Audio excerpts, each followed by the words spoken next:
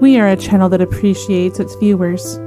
We give our utmost effort for the best quality content, and we even push for the highest quality effort when it comes to how we look for you on screen.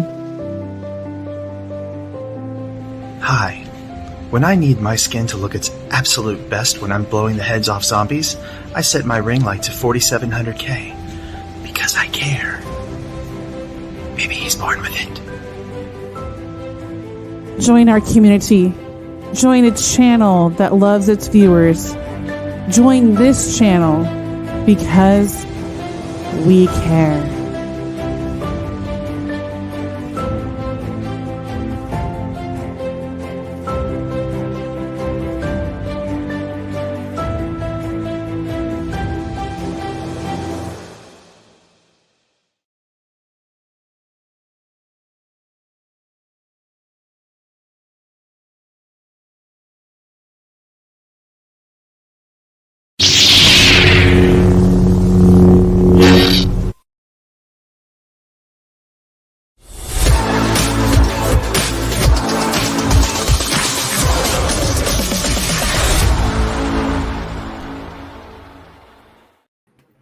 Crap, I screw that up every time. Oh, man. We are on. I got to get the poster off. There we go.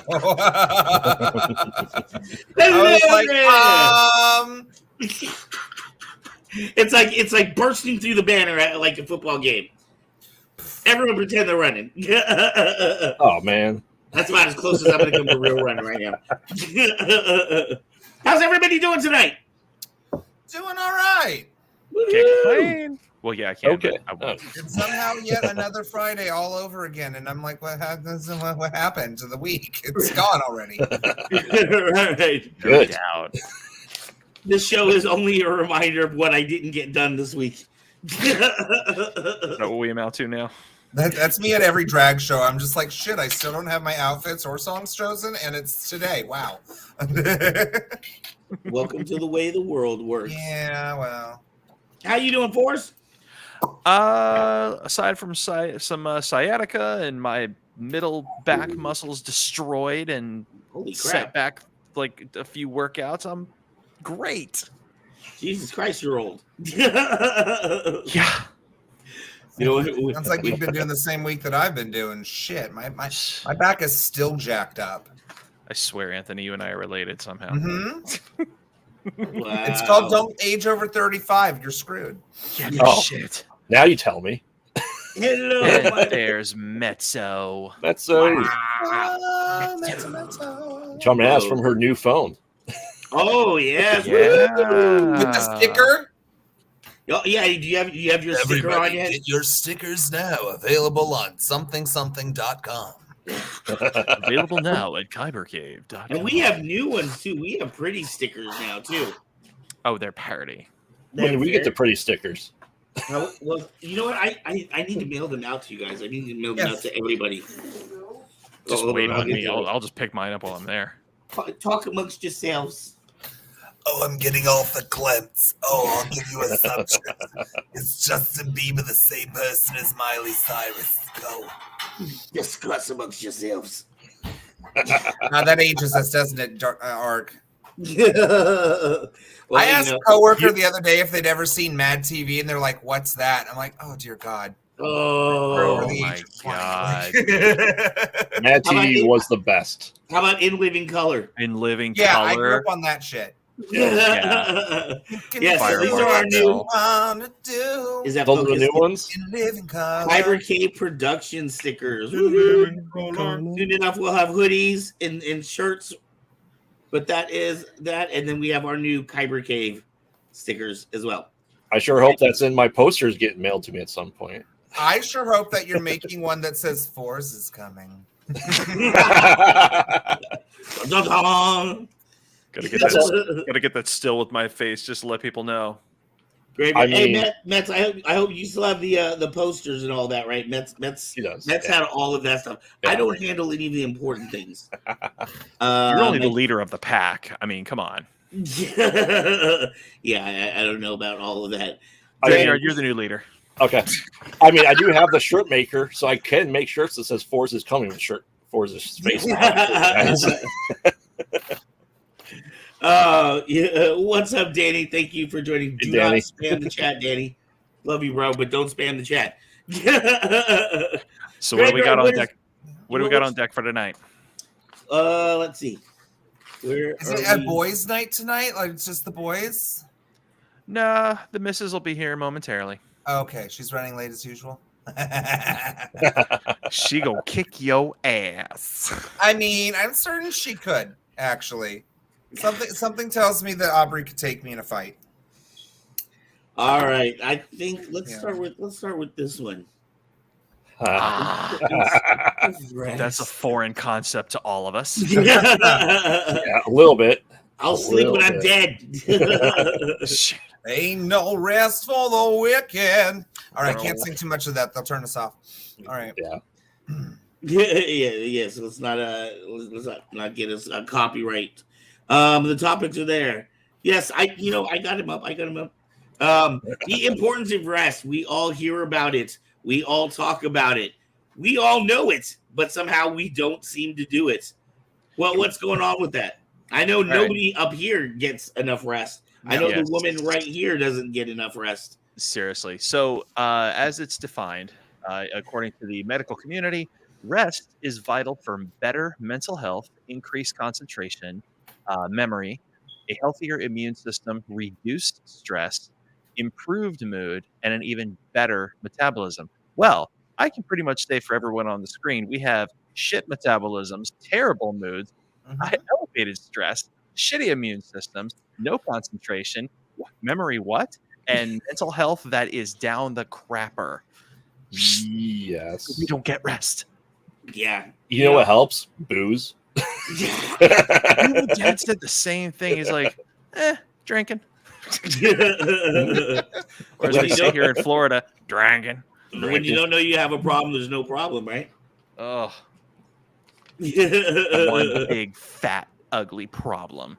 But no, seriously, we don't get adequate rest. As a matter of fact, there was a really silly TikTok or a YouTube short that I saw today where this guy was like, I got 4 hours of sleep and I've got no concentration. And then the next guy gets up, he's like, I've had 13 hours of sleep. And you want to know what I have in common with this guy? Everything. And then the middle guy gets up and he's like, I have the recommended 8 hours of sleep. And you want to know how I feel? Exactly the same. It's like, it doesn't, I'm effing exhausted.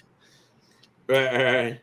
That's like the meme that you see where it's like, in video games where it says, you wake up well rested. When that's how you know you're playing a video game, because you never wake up well rested. Oh my God. Inns in the game world are like the best things ever. You want all your magic back. You want all your health back. You're completely cured of all ailments. I want my real world in. Where is the real world in? The real world. Well, I mean, the end's more realistic than the tent in the middle of the forest surrounded by monsters. You wake up well rested. That's not going to happen. Yeah, but the tent Magic replaced spear in upon the middle of magical the bush. seals and all that stuff. Yeah. But yeah, the resting thing. So here's the reality of it. So so the rest is actually essential for it's actually part of your fasting schedule, which is great. You go to sleep, you sleep between some of us 4, some of us 6, some of us 10. That's basically when your body is actually burning the most calories while you're sleeping. Recovery, rest is important, super important for recovery, as long as you're sleeping in a decent position, which I never do. And you'll find that at nighttime, your emotions are heightened. There's we react negatively to more things at night, as opposed to when someone's ever told you, hey man, you know what, I want you to sleep on that, you'll have better clarity in the morning. There's truth to that. I mean, you come up with like a stupidly important life-changing decision at 12:06 a.m. When you get up at 9 a.m., you're going to be like probably rethinking that. So, or putting your foot down on that decision. You never know. Right. But yeah, the importance of rest. It depends on your job. It depends on your schedule. It's not just all the world's problems are not going to go away with 8 hours of sleep. I'm sorry. But it is better for one's own health overall, in general health, to have some adequate resting time, whether it be actual deep sleep or you're in and out or you're just like, lazing out on the couch. Just make sure your body gets that adequate amount of recuperation time. Graveyard, you got anything? As my Alabama neighbor said, Bubba, you're just tired now. You just got to take a nap now, Bubba. And sometimes that's the best recipe right there. We talked about this over on Hearts of Kyber, but on Disney Plus there is a Chris Hemsworth series called I want to say it's called Limitless or yeah, exactly. And there's one episode where they specifically talk about sleep and what that does for you, and it reminded me kind of like when you were talking about fasting, and how at a certain point in fasting, once you hit like that 16 to 24 hour mark, what's up, Aubrey? Sir, hello. Your body goes into a different state where it starts cleaning out like the garbage. And it's similar to, I guess, rest. When your brain hits different periods of rest, when it's getting deep enough rest, it starts cleaning out kind of like the toxins that have built up in the day. And by not getting enough rest, they say that could lead to earlier Alzheimer, and other onset dementia. Yeah, exactly. So I mean, I feel like it's definitely something that we all know is important. Why aren't we doing it? Well, why aren't you doing too much? I was going to say, it's because the American lifestyle doesn't really allow for it. Yeah. Most people, just to get by, have to work 1 to 2 to 3 jobs. We don't have adequate wages. We don't have adequate time off from work. A lot of other cultures literally will shut down in the middle of the day just to take a nap. And it's because of the importance of needing to just take a break. And I know one of the biggest reasons why I don't get rest, I'm such a night-wired person. I don't know why. Once the sun sets, I'm more alert no matter what. And it's hard for me to sleep. Biggest issues, especially if there is something emotionally going on in my life. Like, I got that on my mind, and I have that mind that does not like to shut up. So when I constantly am overthinking things, it makes it impossible for me to find the comfort to rest. And then on top of that, like Forrest was saying, we got some body pain issues lately that it's incredibly hard even to get comfortable to fall asleep. And if I do fall asleep, I roll around and then I wake up with my shoulder feeling like somebody broke a bottle in it because it's just that fucked up. So, I mean, we don't have a healthcare system that really benefits us to not be in constant either mental or physical duress. We don't have a work schedule that really is conducive unless you are a morning person already that does the 9 to 5. There's a lot of X factors here. It's almost a Herculean task because you can try to make it happen, but if you don't got your shit together, good luck. I will say that the best sleep aid in my life is literally Xanax. Because give me a Xanax, that shit turns this way off, and then I just sleep. It knocks me right out, and I'm out for like 12 hours straight. Right. Yeah. Aubrey, hello. Hello. Good to see you tonight. What are your thoughts? What are your thoughts on rest? It's important. I don't get enough. Do you? Yeah, I was gonna say, do you get? I mean, it seems like we all admit it's important, right? We all know we're supposed to do it, but nobody seems to do it. Well, I already suffer from insomnia naturally. Like I'm a night person, anyways. So but I usually only get between 5 and 7 hours at the most. It's rare that I sleep more than that. I didn't even sleep much night, but that was because I had allergies, I think, really badly. But yeah, a lot of the time it's just because there's just too much to do. And what Anthony was saying, it's hard to turn it off. And that our healthcare system is not conducive to it, to us being able to do that. Yeah, it's just, and they have actually shown that people who are forced to do more in a day to have less productivity overall. We are actually much less productive than other countries because we don't have those rest times. They've shown even just staying home from in COVID during the COVID times, we've actually been much more productive as a society just because we've been allowed to have some of those breaks. They've found that it's a lot more productive, and now it's getting back to the rush, and now productivity is kind of falling because now it's people just aren't getting the rest they need. Right. So burnout is happening even faster. You're going to find that more often than not, your health, including rest, is going to be one of those hard choices you're going to have to make. And that sucks balls that it's like that. It's because you'll find a lot of health experts that'll tell you, well, if you want to get yourself into shape, you're going to have to, you want to lose weight, you're going to need to choose to make time. So you're going to have to make time to eat right, make time to prep your meals, and make time to rest. Unfortunately, that is so freaking true, and it blows because many of us have so much shit on our plate that we feel so obligated to get out of the way. It's like, I don't have time to sleep. I don't have time to prep a meal. I don't have time to, cook and do. Like, we're so caught in this freaking rat trap of, okay, well, I'll just get something while I'm out. And, I'll just, I'll stay up a little bit later to get a little bit more work done. And then you find out you're still behind in the morning. It's like, it's a terrible, terrible trap. It really, really is. You have to make the choice to say, I'm done for the night. I'm, like, it's almost like, what was it? It was like, I was listening to some sort of one of those inspiring YouTube podcast things today, and they were saying the calendar and the clock is your friend. Like, schedule the times that you're going to do something. Like, so schedule the time you're going to devote to cleaning your house. Schedule the time you're going to be prepping your meal. Schedule the time to have your meal. Schedule the time to have your downtime without any blue or phone screen or computer screen in your face before you go to sleep, and then schedule your time to sleep, and don't let anything interfere with that. Well, you know what? For those who can do that, must be pretty effing nice. I was about to say, it sounds like a full-time job just writing that fucking schedule out. I don't want to rest or do shit I like to do. You want me to calendar out my entire fucking... Okay. Sure.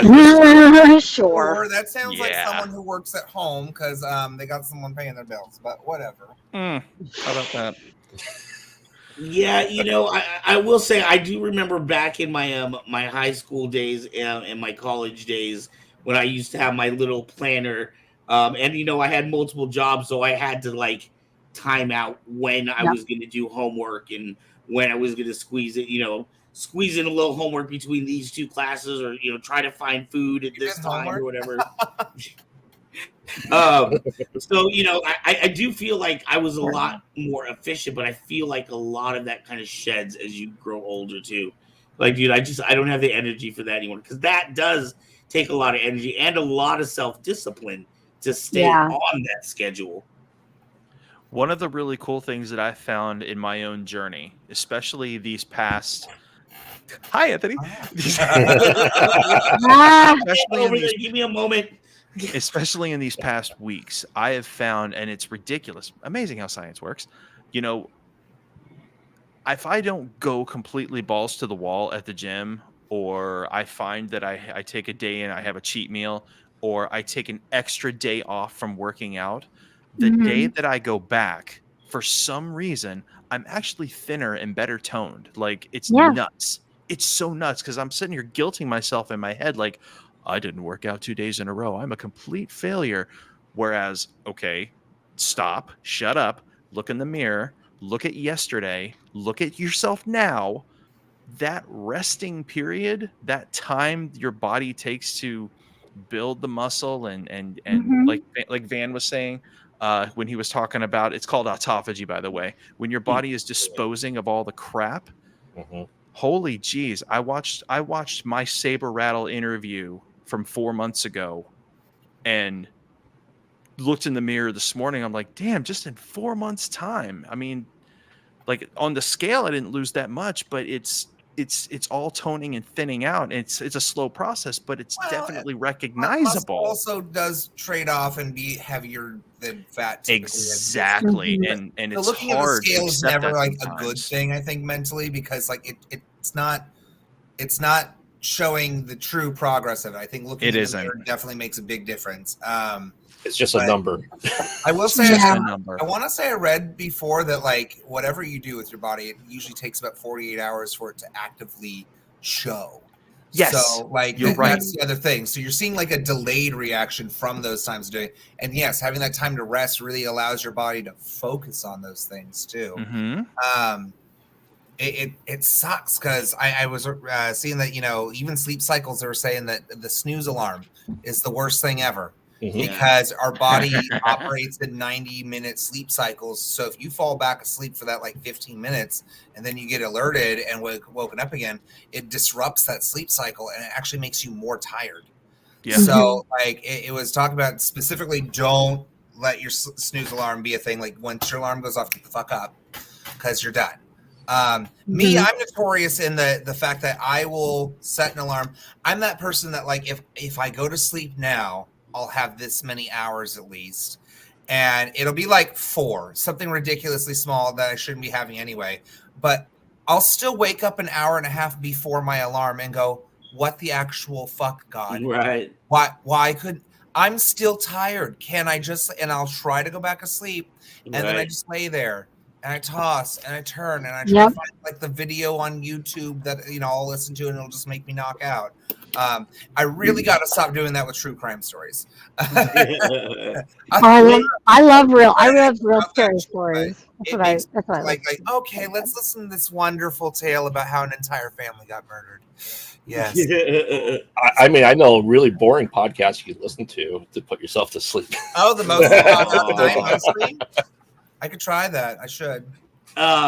Yeah, I know myself. Like I've been having that issue too, and then it sucks when I kicked in the ass the other direction. But like, okay, so because of when I get picked up for my job and everything, I go to work. Or my alarm is set for 5:40 in the morning, but I've been waking up at 5, just like on my own, and I'm like not tired enough to go back to sleep, but I'm still tired. You know what I mean? I'm like, God damn it, dude, that's 40 minutes.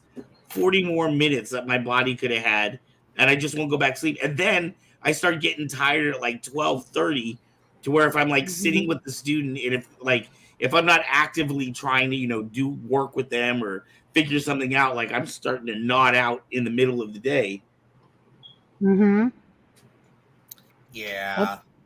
When I worked at a studio, if I was sitting and not doing anything, I would literally go into a sleep state. It was awful. And then like my boss would be like, "Oh, so you're not paying attention, just falling asleep?" I'm like, "No, I'm sorry, because you can just go lay down." I'm like, No, I need to be focused and doing this." But at our recent Pride meeting, I felt terrible. Like we were all getting together. It was like I would just be doing this. And you're like, I was like, "Oh my God!" And you're like, "What happened? Did you not sleep?" I'm like, "I never sleep well. I never ever." I was just agreeing with you. That's all. Yeah. yes. I understand. So one of the biggest things that we are being preached at concerning restful sleep is getting the blue lights out of our eyes before bedtime. And by blue lights, I mean anything that, phones, tablets, TV screen, anything that's a screen, it's considered what's called a blue light. And blue lights disrupt your sleeping patterns, especially right before bed. So what they're recommending is that if you still need to be engaged in an activity before you go to sleep, or as part of a resting activity, they recommend reading a book or doing something like crocheting or something that does not put your eyes in a blue light. If I read, I'll continue to read the book and not go to sleep. Like, oh no, I will finish that bitch. I will not go to sleep. So that's one of the biggest recommendations. I mean, the sad truth is, if I lay in like a complete darkness, that does not do me jack shit good. It does like that. That's when I get most stuck in my head. So, like growing up, I would always have that issue where my parents would like put me in my room, just close your eyes, because they'd be like, "I can't sleep. I'm not tired." Right. Like tough. And I just lay there and I roll around and I'm uncomfortable and I can't not think about like the random shit in life, like that argument that I have in my head with somebody that I haven't really had yet because they pissed me off. I want to have that conversation, but this is how it's going to go. But it's not really going to go like that. The shower role play. It's a constant loop of just like being stuck. And then it's like, oh, wait, I should really think about doing this tomorrow. Oh, wait, no, I can't because I have this. That's when it becomes the scheduling in my mind going sporadic. Yep. About like all of the things that I want to do or the things I'm going to like, and totally ADHD like that. I think that plays into a lot of the insomnia where it's just like I can't sleep. My mind's actively not gonna let me.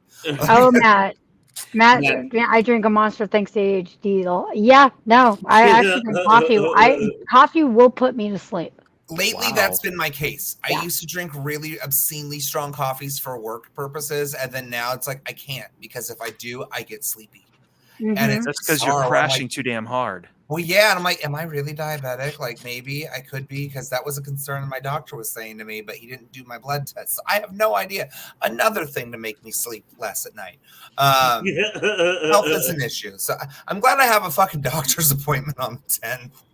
Oh, yeah, I'm glad for you. I'm getting a new doctor. Apparently, she's cool. She's down with the rainbow, and I'm going to have that moment of like, dear God, please help me and care because I'm tired of going to places that are just like, well, you know, you need this. Try this, but I'm like, huh?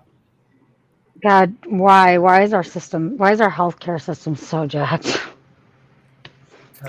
Because everybody wants money. I know, I understand. I'm like, you say that in the Medea voice because everybody wants that damn money. That's why. What keeps her up at night is all the things that she needs. That is terrible. Do you think our lives are different than, say, I don't know, lives in the 60s and 70s with the amount of things that we need to do? Like, they were just as busy, right? They were just doing different shit. Weren't. No, they weren't. No. In the 60s, you could buy a house, a car, by the time you were 22 off of a fucking summer job. Are you kidding me? No. I think that's because the 1% was being taxed. That's because 1% was being taxed. So it ended up going back into the money. It went going back into the system. Reagan. So there was less to pay attention to. There was no cell phones. There was no minute by minute news in your ear. I mean, you had your radio shows and you had your late night shows on the black and white TV. And that's what you had. You know, it wasn't like you weren't being correct. Yes, and PBS, and you weren't being alerted every 30 seconds by something keeping you up. You know what I mean? Yeah.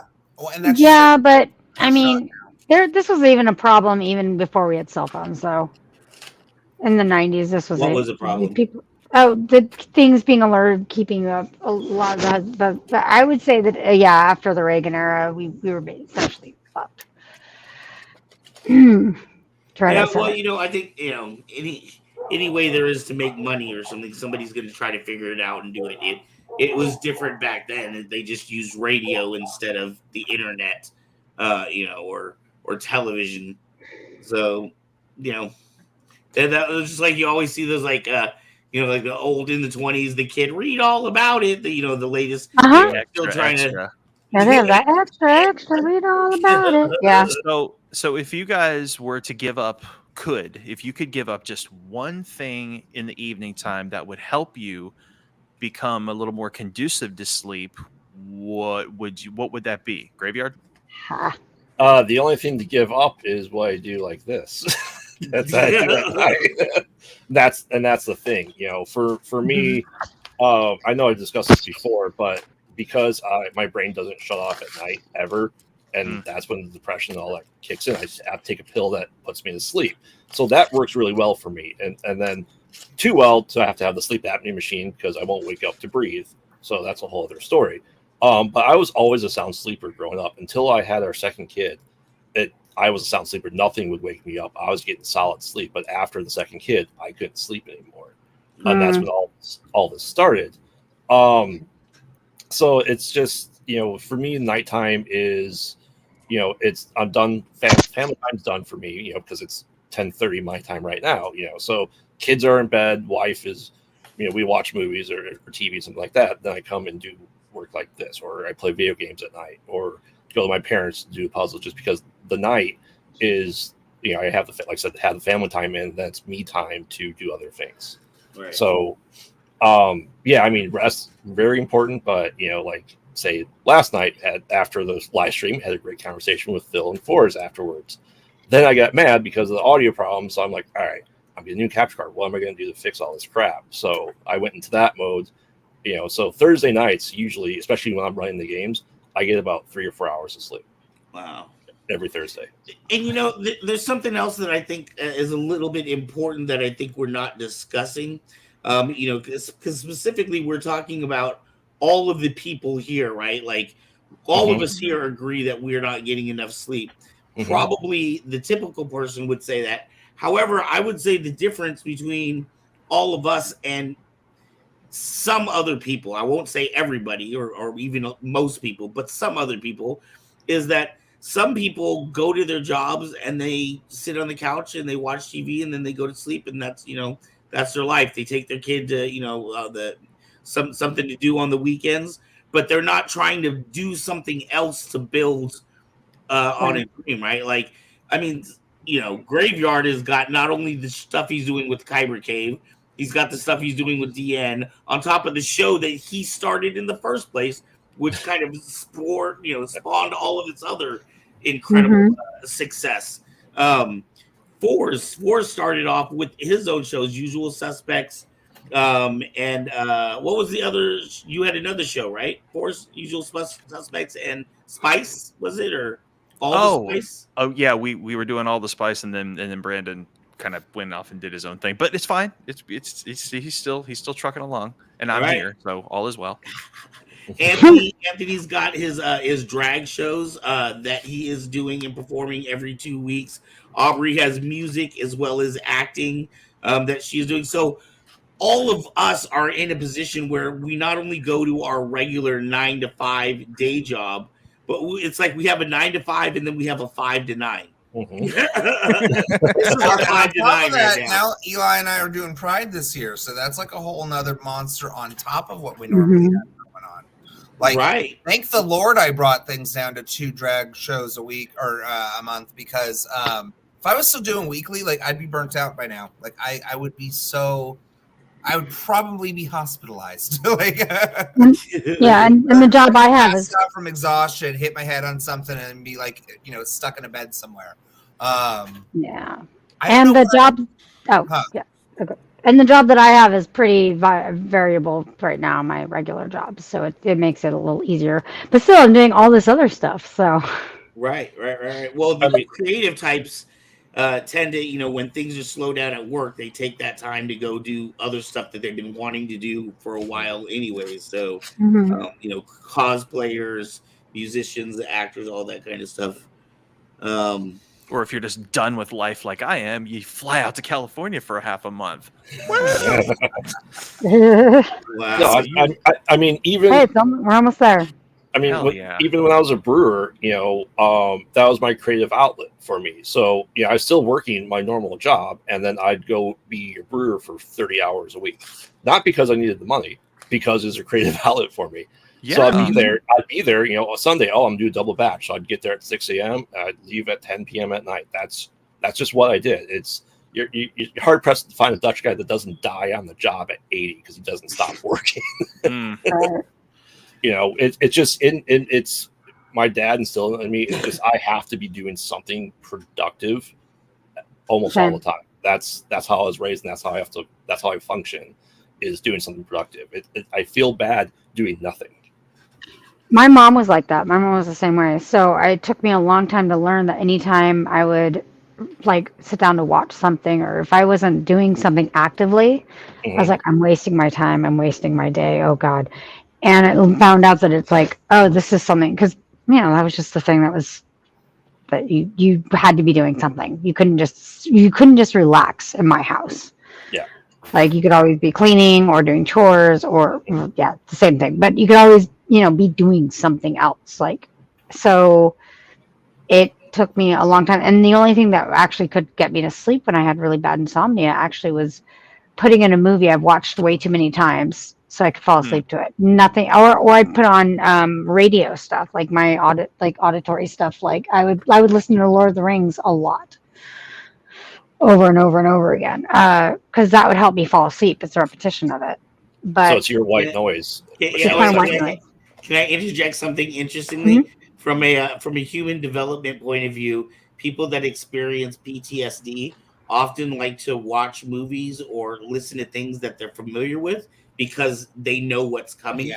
Yep. That's it. If I'm listening to something I've never heard before, for the most part, unless it's a really boring like documentary or like it's like I'll listen to things that I can just that drone that I'm like I don't really care. Mine is Soul Reaver 2, the movie. Oh, that's funny. Mine's Lion King. The video game, but it's like known as the movie on YouTube because Right. it's all the cutscenes. Oh yeah, It's one of those. The entire thing is so Shakespearean and just kind of like drones on a lot and like random lore and stuff. So it's just like random information sprinkled in with this like over the top saga. But I'm so familiar with it at this time that it's like, okay, I can lull myself to sleep with the story of Nosgoth and the fall of the pillars. Like, it's fine. But at the same time, like shit like that also bothers my partner because it affects him. Like he'll end up having weird sleep stuff with that too, where it affects his dreams. And what's crazy is that lately I've noticed that the algorithm clearly on YouTube has altered where I'll start with one type of video. Like I'll do something that's very lighthearted or something that is more like the Soul Reaver. Wake up in the morning, like, what the fuck and did then I I will wake up to the most random, either like true murder mystery stuff or political jargon ever. Right.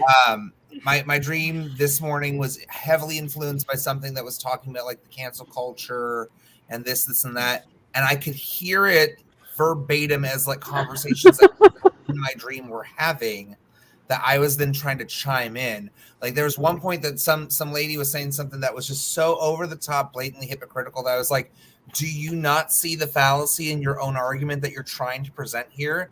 And when I woke up and heard what was being said, I was like, I was responding to that bitch in my dream. That's why but yeah. I had a dream like that recently. It was so funny. Yeah, sometimes I'll go I to had a sleep dream like that recently. It was really funny.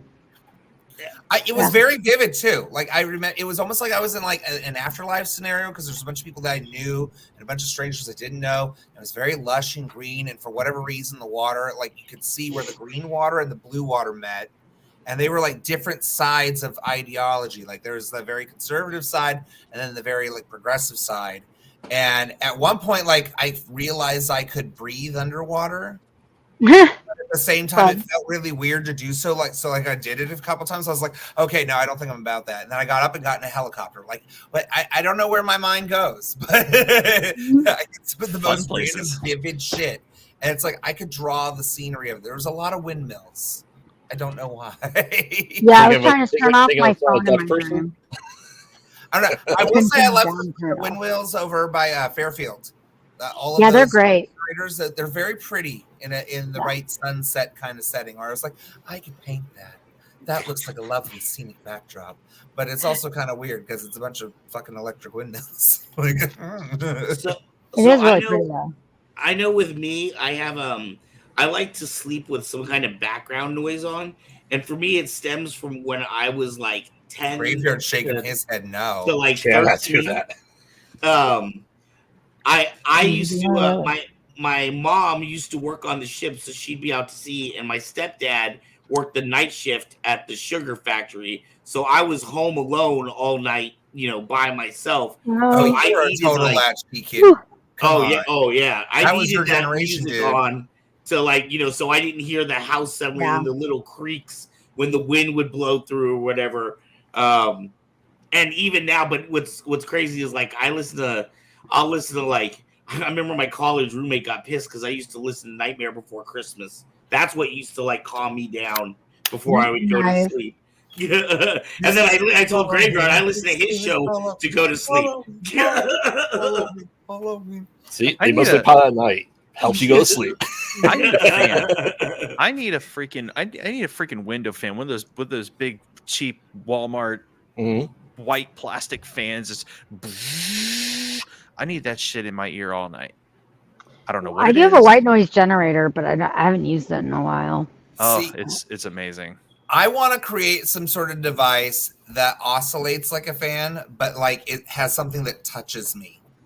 Because if something like gently touches me, like as far as like rubbing my back or like stroking my hair or something like a gentle touch of that pacifies me much more than a white noise kind of sound or any other kind of thing. Because it gives me like something to focus on that's a physical sensation that takes me out of my mental one. Do you ever use weighted blankets? I do, and I do like my weighted blanket. I'm told a lot of people say I stay in it.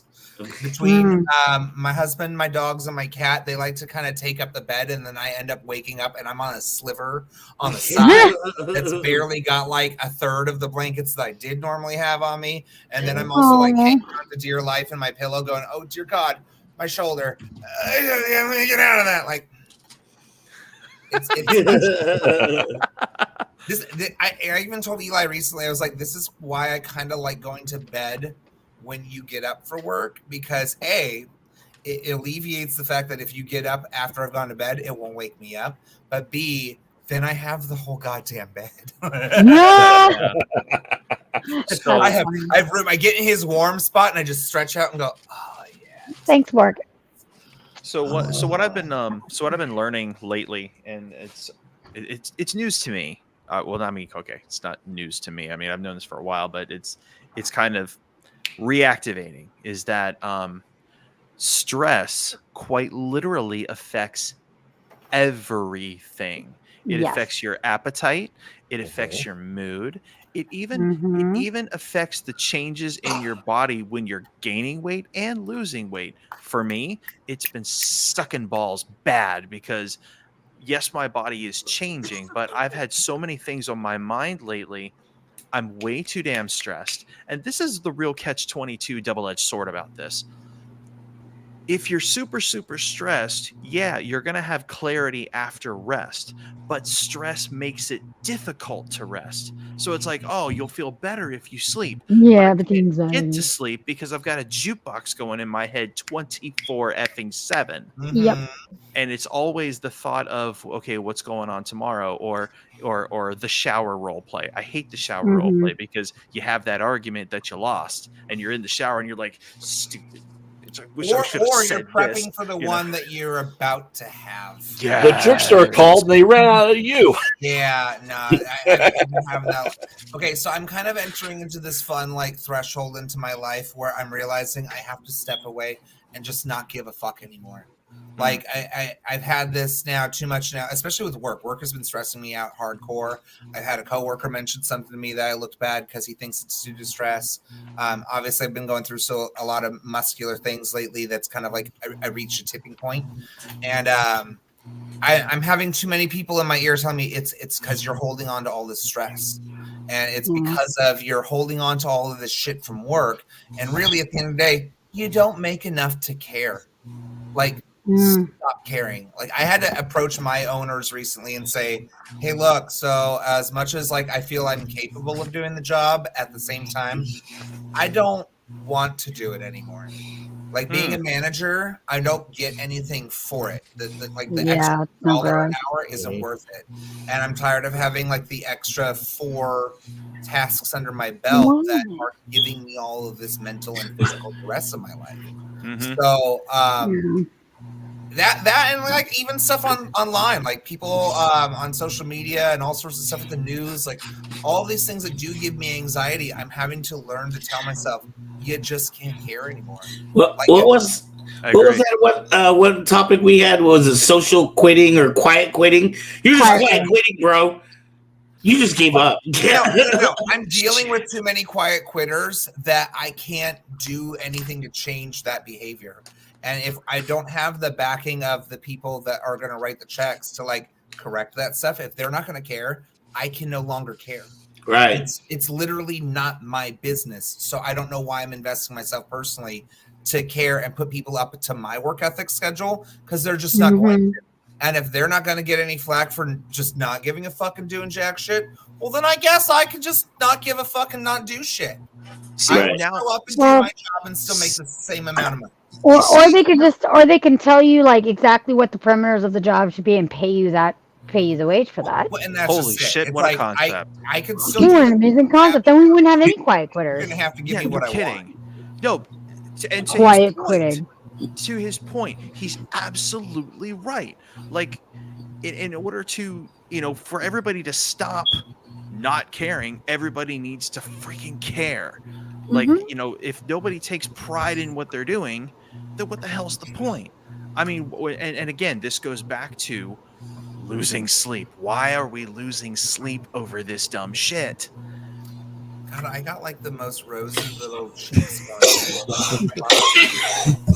Like, I think I have rosacea. Either that or my pillowcases are dirty. I don't know. Have you guys noticed that? Like, is your sleep quality worse when you've got just stupid shit going on in your life, Mrs. Forrest?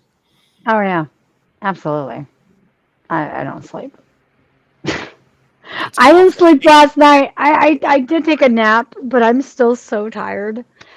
So, because I had to deal with allergy stuff last night. Because I put on a new sheets and pillowcases, like brand new, they got, and I'm like, why am I itching so bad?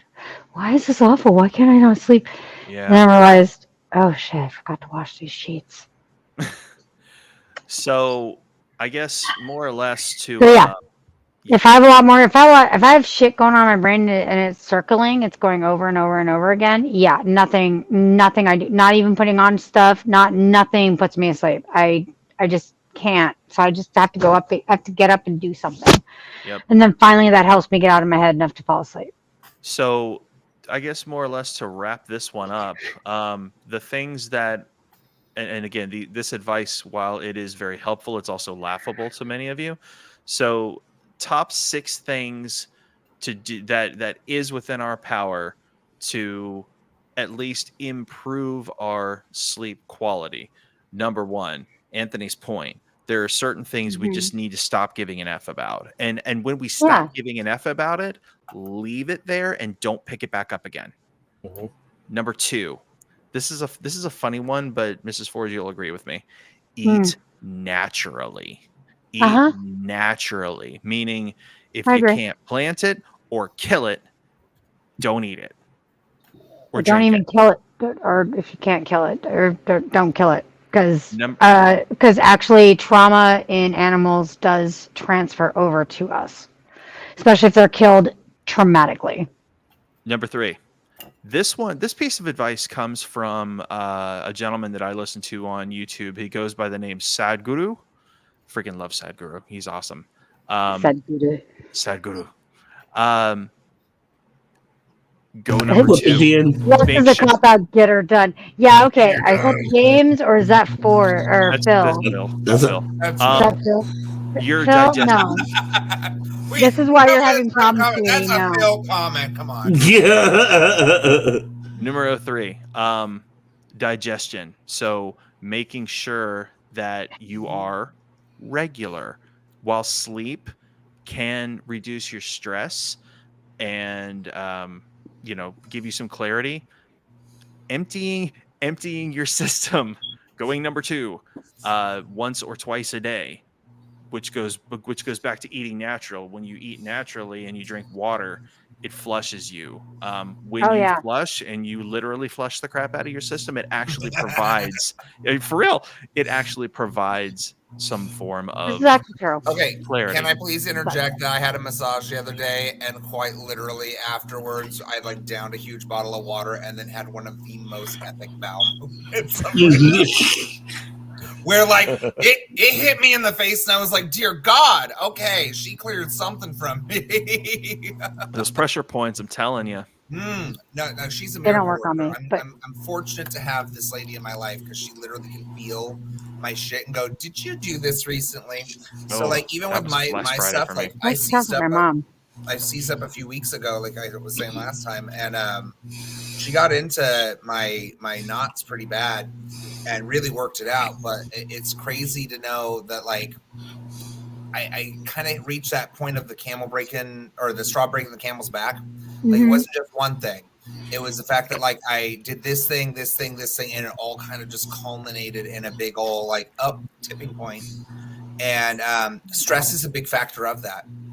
So yeah, I think that it's needed for people to kind of take a moment to step away from things and be like, I'd love to be passionate about this because I am passionate about it, but at the same time recognizing that it's hurting me in other ways, right? Forcing me to step away. Mm-hmm. So definitely with a lot of online discourse, I got to step away. If somebody wants to say that 7 + 5 = 2, then okay, sure. You feel that way, hon. That's great. That's great for you. I'm going to go over here and just live on with my day. Yeah. Wow. Number 4. Aww. Oh. Aww. So number 4 out of 6. Sleep position.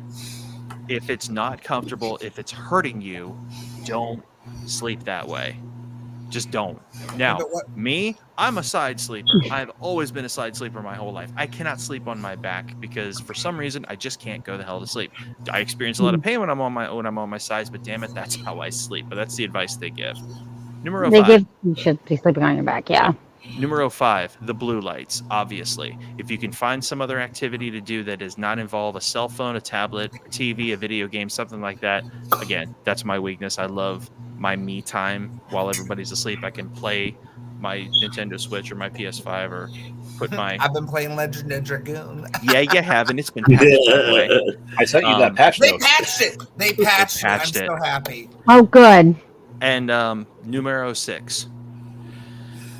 We'll have to do a side-by-side comparison of the new Legend of Dragoon and the original.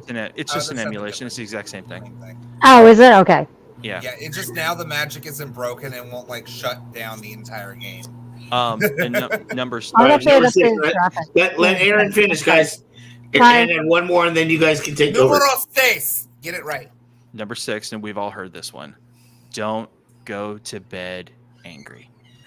If you got shit fuming, if you have access to the person you are having it out with, find a resolution, conclude your argument, find something so that they and you can sleep.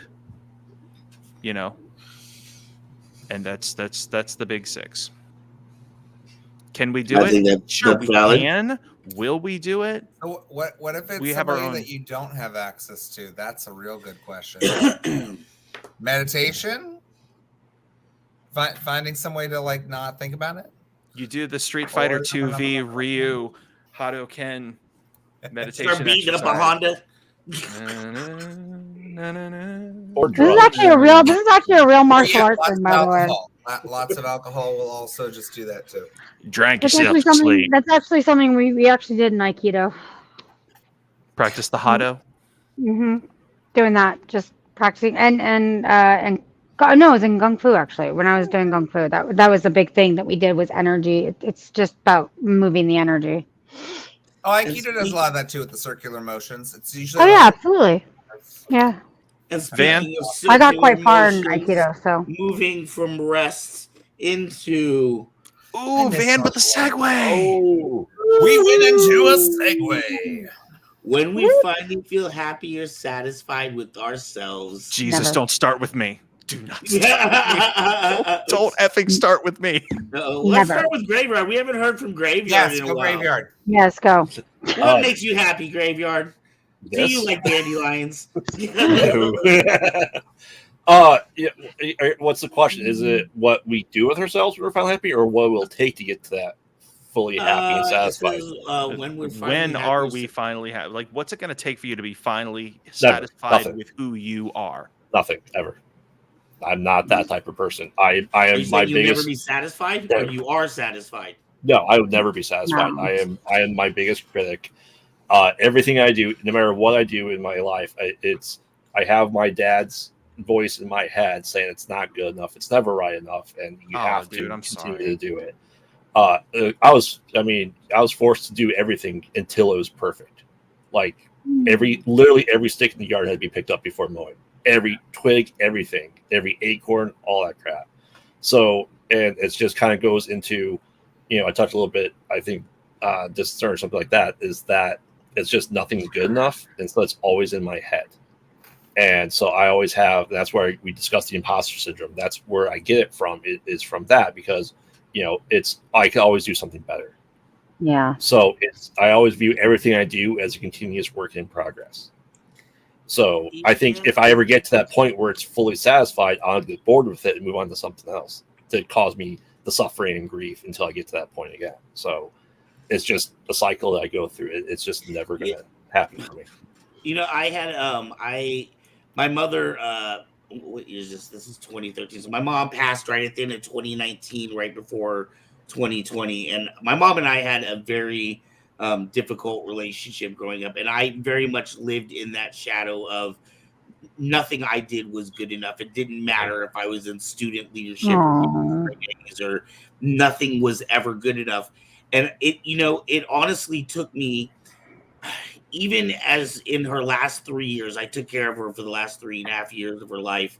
And I realized that nothing's ever going to be good enough. So I had to make things good enough for myself. You know what I mean? Like I had to stop worrying about what was good enough in somebody else's eyes, even if it was somebody that I loved and respected very much, and realize that, I had to accept what was good enough in, for me or myself, so that I could live with myself at the end of the day, and realize that whether things always came out exactly as I planned, I did the best that I could do at this task. And that's all I guess we can have asked of ourselves. Yeah, it's probably why I've always had the anxiety and depression and just never realized it until I got older. Like I said, it didn't hit me until I was 29. Right. And it's just, I always want to work towards the next best thing. So what's on my mind here? How about this? When we hit 1 million subscribers on this channel, I'll be satisfied.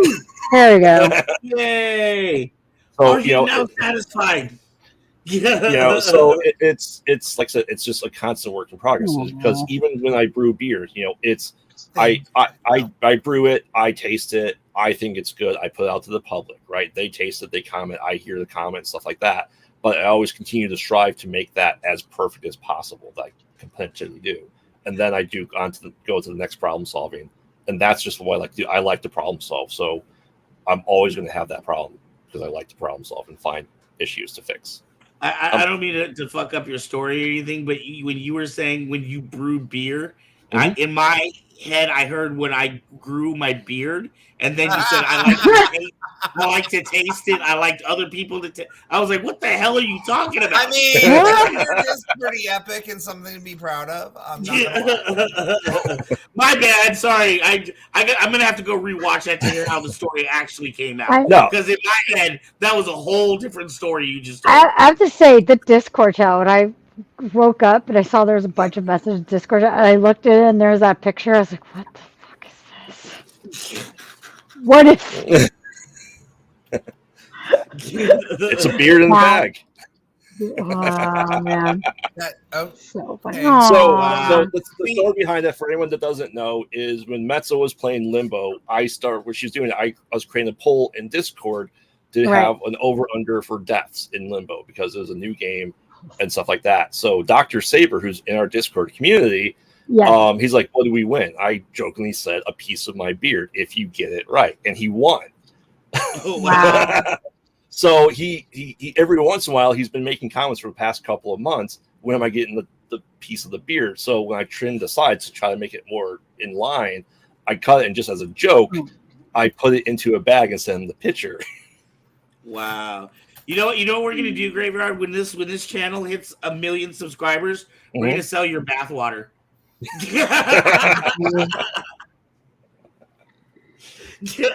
Memphis is giving us all this love in the comments, by the way. She is just spreading all the sweetest things. I think she's drinking. Love you, Matt. She's not drinking. She's the best. She's other stuff. No, she did that on Twitter about 2 nights ago too. That she went on, and I saw all her tweets out to everyone at New Rock Stars, and she did all that stuff in the Frey Girl on Twitter, and she sent all that love to you. So it's No, she's great. one of the most supportive people I know. Like, she's amazing. I look forward to our Fridays too, because they're just fun. Like, the fact that she drove out she picked me up and we went and car shopping, and it was so nice to have someone to like bounce my thoughts and stuff off of. And it was just so much fun. It was just one of those really fun, amazing adventures. And it just was so nice. Like, it's been really nice having Matt. Like, she's been a really great creative force behind a lot of what we've done. She pushes us like Van does. She not only that, but she helps us improve. So she really is like the spirit.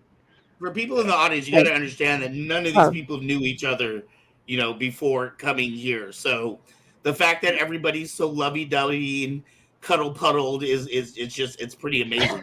It's like finding the right puzzle pieces and finding them and putting them all together, and now we have the perfect little Kyber crew.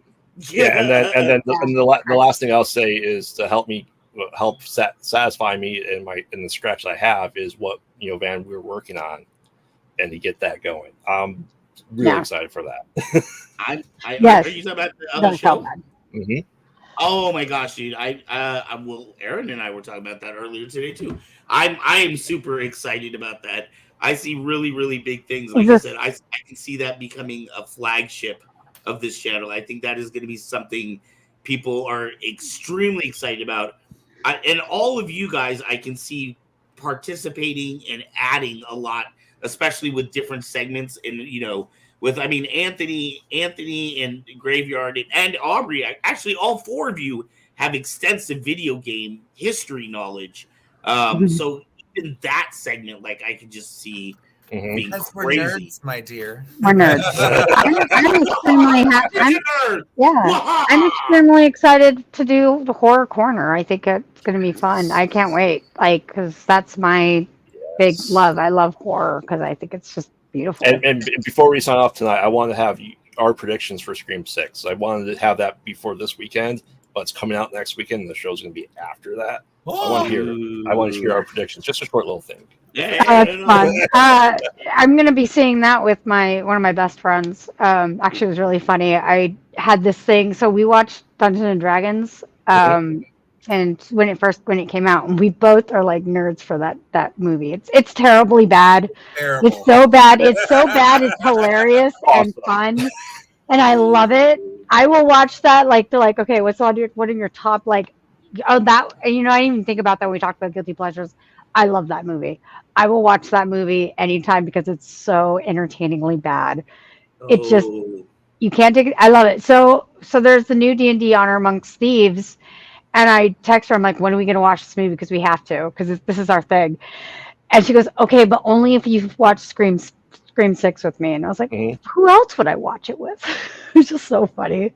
And yes, they wanted the Marlon Wayans Dungeons and Dragons movie. Yes. Yes, absolutely. I love that movie. It's great. It's got Jeremy Irons, who's just so over the top amazing, and then you got Thora Birch. She's like so underwhelming. You've just got like, what the fuck? But it's every D&D game ever, pretty much. It's true. That's why I love it, because I know I've done so many D&D games. Well, role-playing games, not D&D. I've done many, so this is so great. Van. Yes, sir. I'm going to put you on the spot next. What is it going to take makes you satisfied? You yes. to finally be satisfied with yourself? Oh, man. I don't know. I feel like I've been searching for that for so long. I've done so many things. I used to do spoken word poetry. I used to have a television show that, and we would broadcast artists from all over. And I feel like I'm on this almost like, we were kind of, I think, I can't remember if it was Aaron that I was talking to about, as an artist, sometimes you feel compelled to do things. And sometimes it doesn't even make sense. Like, I don't even have enough money to, necessarily eat properly for the rest of the week, but I'm going to save it to reserve the spot because I got a poetry show at the end of the month and I need another $35 to make my, my rent to cover the spot. You know what I mean? And then, sometimes in a lot of shows I lost money. Looking back at this con, I lost a ton of money. From a financial point of view, it was not, personally good. From an event point of view, it was fantastic. It was a very successful event in what we had to work with. But I can't help myself sometimes. You know what I mean? Like I don't know why. So I don't know that I will be satisfied when we hit 1 million. Look, I keep saying my dream right now. My dream is for every person on here and every person that is associated to this, for us to be able to be financially free doing these videos, that we can at least make enough to quit whatever our regular day job is, to whatever's going to make it be enough to pay our bills and put food on our tables and maybe take our families on vacation once a year. Like whatever I have to do to get us there, that's all I want from this. But I wonder like when that happens. And to me, it's not even a question of if, it's a question of when. When that happens, what, like, will I be satisfied or will I push for more? I mean, I can't see myself not pushing for more. Do you know what I mean? But when is more enough? I don't know. That's a good question. When would it be enough for you, Anthony? So, listening to you guys talking about the whole concept of like never being good enough, like, I feel like I kind of have that too, but it's slightly different in the sense that like I didn't have people telling me all the time like, oh, that wasn't good, or like, oh, that was it, or like you could do better. I have all of these people around me that are like, oh my God, you're so talented. Oh my God, you're so great at this. And so me personally, I feel like I'm not reaching my potential. I don't know what it is to do. And really, again, I had a conversation with my mother about this recently where, she's concerned for me only because of all of my health issues that have been coming up. She's concerned because, of course, she's like pushing 60, but she's also from that like mindset of, you go to work, you get a 401k, you get benefits, you get retirement, all those things. I don't have any of that where I'm at. So, like, she's scared that I'm just not going to have the long-term self-sustainability. Yeah. Me, on the other hand, I'm like, I even told her, I was like, I don't know where you think all of these jobs still exist. Like, right. Your generation certainly had it. You got to go to work and bullshit your way if you didn't know a computer program. If I go apply somewhere, they're expecting 2 master's degrees. Yep. And they're still going to expect me to do like an 8-month unpaid internship just so I can get the experience to get the fucking job. And I don't understand where like the older generation doesn't see where that's not accessible to us. Like that ladder to success, no longer there. It doesn't exist, yeah. Feet too high, and unless you have money, it's not going to get anywhere close to that. You could borrow that money, but then you're just going to be in debt. So I feel like for us, we have to create it ourselves. There's no more relying on a corporate job. I have that mentality. Like I have all these projects in my head. I have all these things that I want to do. I love to act. I love to sing. I love to do drag. I love to write. I love to, be on things like this. And I don't know what direction to go into. I don't know which one to pour it into, because every time I do that, it seems like I'm not doing it right enough. Like even with the drag, like last year, I basically produced my own drag show. I pay for my performers, but it's one of those things that isn't documented through 1099. Sorry, government. I hope you're not listening too much right now. But if you are, please give me my tax break, because I'm not right now getting a tax break from that. I invested like over $4,000 into performance budget fees that I have no way of letting the government know, like, hey, by the way, like I shouldn't owe money on this because I didn't get to keep it. Other people took it. Right. Yeah. And that's how I feel about it. Makes me feel foolish. Like I'm the one that's producing a show, but I don't make any money off of it most of the time. I'll be lucky if I break even at best. And I would like to make money at Kyber Cave. Yeah, like my wouldn't that employees be make fucking money. lovely? I mean, PG&E makes money. My landlord makes money. I don't make any. In fact, right now, like I'm in such a spiral right now, just because of the period that we're in and being right after Christmas. Kyber Cave is costing me money. I have to pay money out of my regular job to keep Kyber Cave going right now. Wow. So it's not always what it seems from and the again, outside. Is there a 1099 factor to that to where hi, I'm not liable for these funds that I've done? Is it a write-off? Is it something that you can get that benefits you? I don't know, because I guess you're not monetized yet. Yeah, exactly. You reach a certain point where you're monetized, then suddenly it becomes a business. Otherwise, even with the 1099s I get from my theater, I was told by my tax person, well, you can have about 3 years of this until they're just going to view it as a hobby, and then you just owe on it. And I'm like, okay, but it is a hobby, and it is something that kind of breaks even for my lost income that I don't do at work because I'm doing this. Why does the government view that as this huge thing where oh, well, we're just going to charge you more, even though you're not making anything on them? Well, we want our cut. But then they don't tax people who make tens of thousands of dollars in 5 seconds every day because, well, they were smart enough to play the game right. I mean, I would love to. What would make me happy? Having a multi-billion-dollar enterprise that because of royalties I'm now sustained for life. That would be great. But I kind of need to learn how to write my graphic novel now, don't I? Something to that effect, or get into show business. And even doing things like stage stuff. I would love to do stage shows, but to become an equity actor, you have to basically do 8 shows unpaid, which are 40-hour work week shows. Mm-hmm. And they just expect you to well, that's paying your dues. Who the fuck is going to pay my bills in that time while I earn that card so I can finally start to make money? It's kind of a racket, and it's really defeating.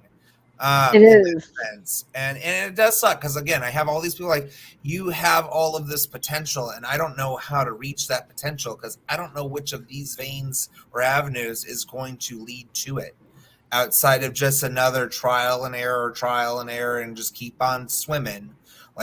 You got to have the thing that you got to keep on moving forward. I honestly don't think anybody on here right now is in a different position than you are. It's just that none of us do it in well, maybe Aubrey does it in women's clothing, but I do not. Well, and even with drag, so with drag, I had that recent meeting with somebody. You all know about that. Oh my gosh, you did not give me the updates. We didn't know you were alive. Right, well, he's here. That's and obviously he's alive, but those of you out in Cyberland that didn't know, I have had a long-standing, we'll say, nemesis of sorts in my drag world, where this person was a constant deterrent or obstacle for me to overcome. I was always hearing that they were talking badly about me. I always had, people who knew about me before I'd even really gotten a chance to meet them myself. And so it was a lot of slander. It was a lot of defamation of character, all things that are technically illegal, but I have no proof of it outside of this one common X factor. And I sat down and talked with them because I was tired of carrying the burden of hey, I don't like not liking somebody. And I don't like that you don't like me. And I'm willing to accept my responsibility in that. However, we don't have to be friends, but I don't want to be your enemy anymore. I'm over this period of my life of holding on to it. It's very high school. And what's fascinating is that we sat down, we had this conversation, and literally the entire time I was getting gaslit so hardcore. And I had to keep reminding myself, I'm not here to litigate the past, because then it's just going to be another argument. We're going to be here all day. Nothing's going to come out about that. You're never going to admit to the things that I know that you've done to personally hurt me. And it was real fascinating to when they got to the part where they said, oh, by the way, just so you know, I'm the reason you got cast in this show in Sacramento. And I'm the one that suggested that you host at the show next door. right after saying like, oh, you hurt me so bad, like I didn't want to be your friend and I wanted nothing to do with you, and that's why I didn't want you in any shows. But then you're gonna go and give me this big push, and I just never knew about it for fucking 5 years. Like, no, that's a lie. That's a bold-faced lie that you're telling to my face to try to be like, oh, by the way, every bit of success you ever have had is due to me. Like, Well, You jump off a should cliff. you should declare shenanery at that point. oh no. The entire time I kept on like kind of calling it out. Shenaneries. Like it started with a, you really hurt me. I just felt really outcast from everything. And I'm like, so let me understand. You feel like you've been pushed out of something, but you were always in charge of, and still are in charge of, the show that we started with, in which was the point in time that you're talking about, and then moved on to start this show. You've been a part of this thing. What did you get pushed out of? Because right now, I had to carve out my own corner of the sky in my hometown because you all pushed me out of everything. So it seems like there was a lot of projecting going on. And I kept on kind of going to the point, like every time that they would make a point and say all these things, I'd say, it's fascinating you say that because I feel like the feeling is mutual. There's a lot of mutual trauma here.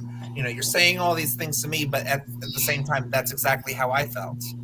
So how do we move on from this? What can we do? So, I mean, like, for the most part, like, it's done. It's over. It's buried. At the same time, like, I said my piece. I said, I'm willing to forgive you for the sake of lightening that burden off of me. But it was just real fun to see someone like bold-faced lie to me about every single interaction and just take zero accountability. And I already know they never will. They just never will. So that's my closure. That person will always be that way. And I have to just live with that. But at the same time, they also said that, oh, this is going to be my last year in drag. Like, there's just all these new queens and all of these other shows. And really, I felt that moment of like, oh, you're admitting defeat. You have no future in this because all of these other 20-somethings took it from you now, didn't they? Bit of shit right in there. Whatever. Yeah. The way I've always said with drag, though, is that like in your 20s, you're young, you're fierce, you're fabulous, you're everything. When you're in your 30s, it's like, so what are you doing with your life? And then it's not until like after you're 45 and have been in the scene for over 20 years, then you're legendary. Then like no one can touch you because you've been around it, you've seen it, you got everything going. You're in charge of the court. You're in charge of this show. You're good with that. Me at the same time, I'm kind of at that crossroads of the same thing. I'm just like, I don't know how much longer I want to do this, just because it's not giving me that fulfillment. It's more stress than it's giving me pleasure at this point. What's the oldest drag queen you've ever met? Lady Bunny. That means absolutely nothing to me. One of RuPaul's best friends, and has been on. If you've ever seen the movie To Wong Fu, Thanks for Everything, there's a cameo over in that. She's actually at the table in the background during that scene of the thing with RuPaul. Oh, no, it's after they meet John Jacob Jingleheimer Schmidt. It's the Robin Williams character. It's in that scene. You see Lady Bunny at the club, but she is a very long-standing queen that's been around since the 80s, if not earlier. And she's a hoot. That gal, I'm surprised that she hasn't gotten canceled more, only for the fact that she's very adamantly outspoken against a lot of things, kind of the same way that I am, where it's just like, hi, you dumbass little baby queers. Can you maybe make sense? That would be nice. Right. Lovely. But, I digress. She's also got fame and popularity and, like, sustainability in her career. She can go out and be as offensive as she fucking wants. Right. She does often have a joke about how diarrhea makes great lube.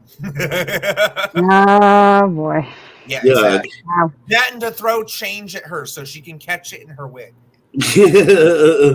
Force, let me ask you a question. With this big journey that you've been going on with your weight loss, you were talking about being able to see the difference in the photos from just a few months. Is there going to be a point where you're going to be happy? Like, how are you going to know when you're satisfied?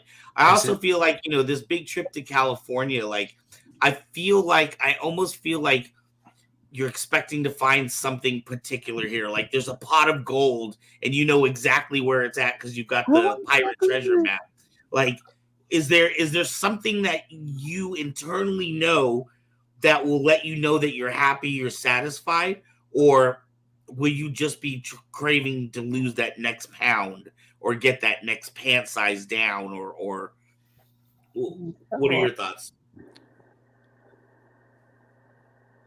I've had months to consider this topic. Like, it really didn't occur to me, to talk about this until like Wednesday when I suggested it. But I've been going over this for a very, very long time. There are some things that I've struggled with that is years old. Maybe. There are things that I've been struggling with that are months old. And there are people very close in my life who know exactly where the hell I'm coming from and what I'm going to say and what I'm going to say means.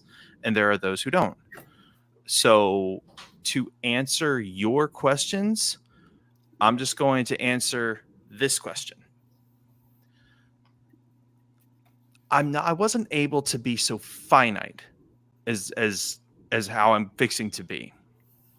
But I'm able to sum up what will make me satisfied in some pretty simple answers. The first answer I can give you concerning when will I be happy or satisfied, when my doctor, Colleen, can look at my labs, look me in the face with a big fat smile and say, honey, I'm taking you off your meds. You finally did it. You're not diabetic anymore. Your blood pressure's normal. Your cholesterol's in a good place. You're in a good place. You have a clean bill of health. That right there, I mean, that's half the battle. I will be that's one point where like a whole boulder will come off my shoulders. Right. I will be that's a transformation I've been shooting for since way before I met any of you. So that's a piece of it. The next part is something a little more personal. Again, certain people know, many don't, but you're about to find out. I will be satisfied with me when I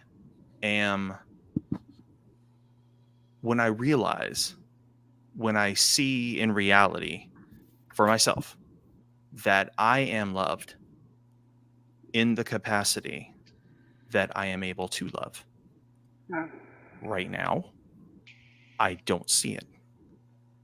I straight up don't. Sorry, internet. That is how I see myself. I do not feel loved in the way that I am able to love. I've only ever experienced that once or twice in life. It hurts. It's one of my non-sleep stressors. And again, some people get it, some people don't. Am I going to find some sort of major answer, pot of gold getting there? No, I don't expect anything like that to happen. What I'm looking for is a little bit of clarity by being outside of the norm, because right now this is my norm and I'm tired of this norm. I've been tired of this norm for a long time. I've put up with this norm for a very long time. I've had people tell me for months, for years, you need a change. You need to stand up for yourself. You need to not let people affect how you see yourself. You need to stop letting people define you. You need to stop giving a shit about what people think. However, my counter argument to that is and always has been, I need people. I need support. When I'm alone, I'm weak.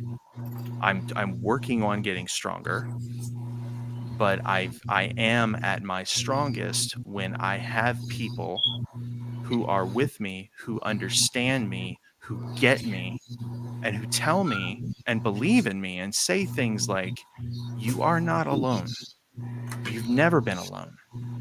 You don't have to be alone. So stop thinking you're alone." It's very, very difficult for me to process things like that. And it's something I work with every freaking day.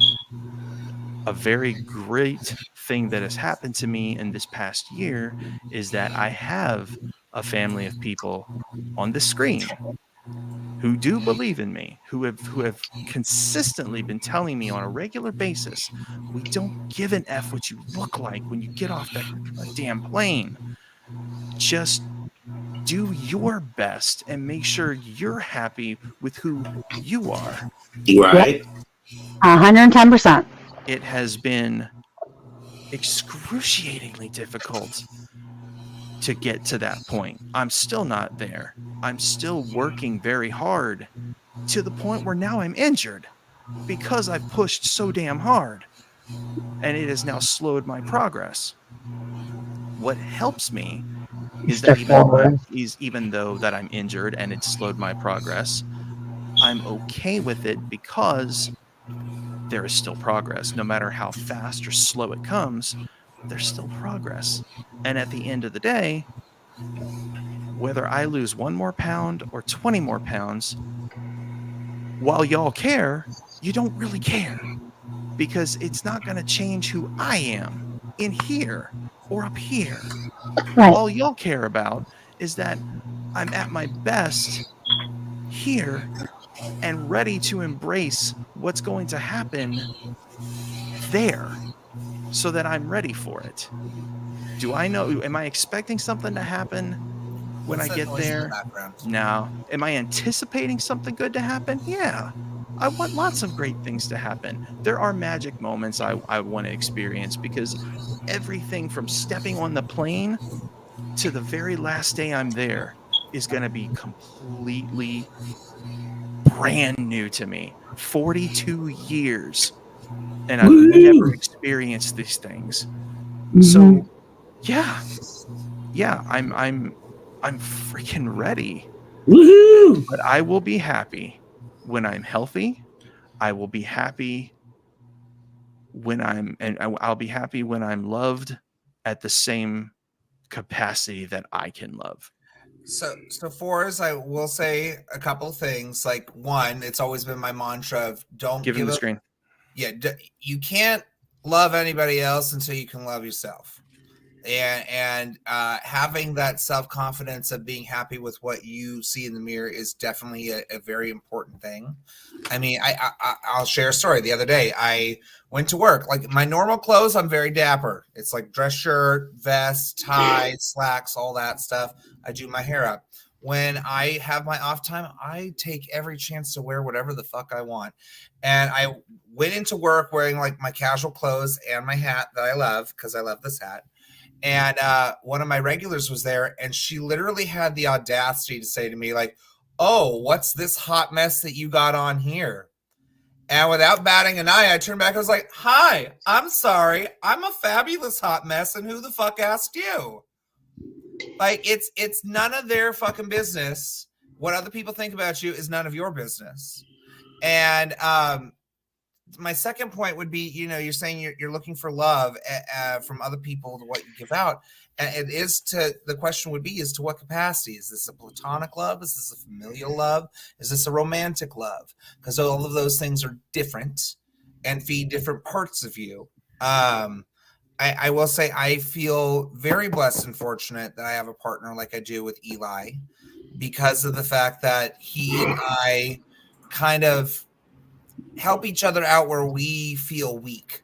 Where like I suck with technology or I can't fix the damn thing. Like he's my handyman. Where when he doesn't have the words to articulate an argument, I'm his intellect.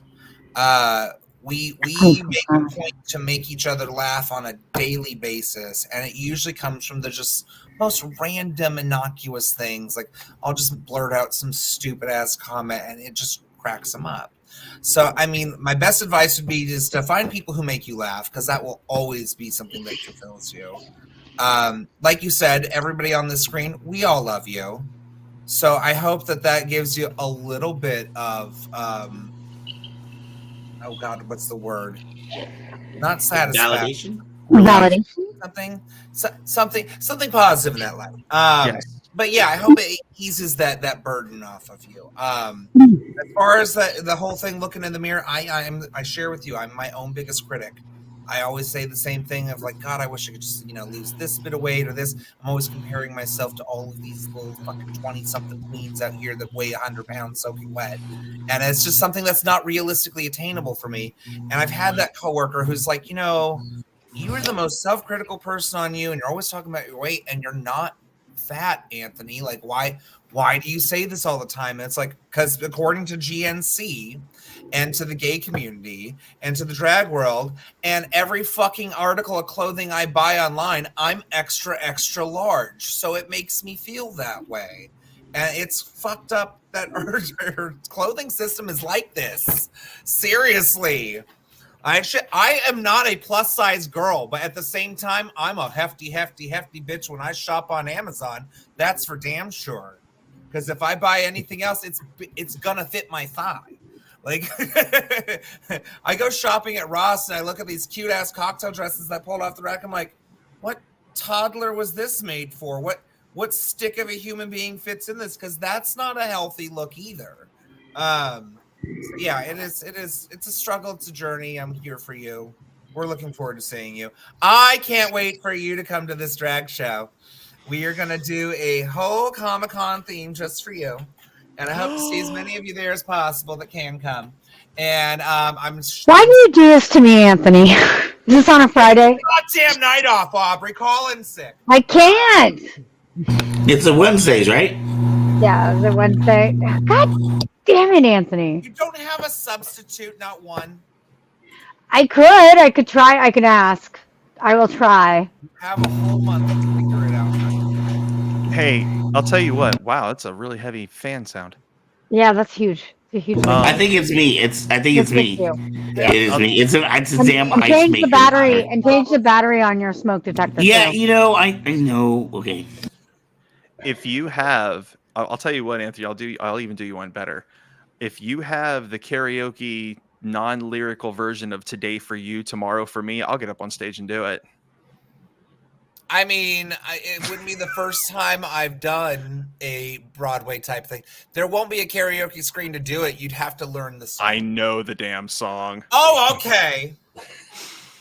He's saying if you have backtracks. That's what he's saying. You said "Today for You, Tomorrow for Me"? Mm-hmm. So you're going to be Angel Jumat Chenard? Mm-hmm.